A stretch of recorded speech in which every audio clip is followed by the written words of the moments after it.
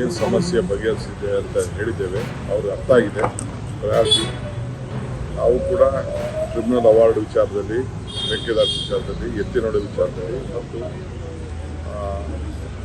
Upper Bhadra ಯೋಜನೆ ಮತ್ತು ಮದಾಯಿ ಇಷ್ಟನ್ನು ಕೂಡ ಕಳಸಪಟ್ಟಿದ್ದು ಇವೆಲ್ಲ ಕೂಡ ಪ್ರಸ್ತಾವನೆ ಮಾಡಿದ್ದೇವೆ. ಅವ್ರಿಗೆ ಮನವರಿಕೆ ಆಗಿದೆ, ಇದು ಪ್ರಯಾರಿಟಿ ಇದೆ ಅಂತ. ಸೊ ಕರೆಸಿ ಒಬ್ಬೊಬ್ಬರನ್ನೇ ಮಾತಾಡ್ತೀವಿ ಅಂತ ಹೇಳಿದ್ವಿ.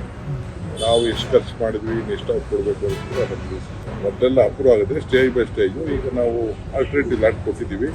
ಪ್ರಾರಂಭ ಮಾಡಿದ್ದೆ ಅವರು ಬೆಲೆಗೆ ಏರಿಕೆ ಅವ್ರು ತಂದಿದ್ದರಿಂದಲೇ ನಾವು 5 ಗ್ಯಾರಂಟಿಗಳು ಕೊಟ್ಟಿದ್ದು. ಬೆಲೆ ಏರಿಕೆಯಿಂದ ಜನ ತತ್ತರಿಸ್ತಾ ಇದ್ದಾರೆ. ಈಗ ನಾವೇನು ಬೆಲೆ ಏರಿಕೆ ಮಾಡಿಲ್ಲ. ಈಗ ಸ್ವಲ್ಪ ರೈತರಿಗೆ ಸಹಾಯ ಆಗಬೇಕು ಅಂತ ರೈತರಿಗೆ ಬೇರೆ ರಾಜ್ಯಕ್ಕೆ ಕಡಿಮೆ ಇಟ್ಟಿದ್ವಿ.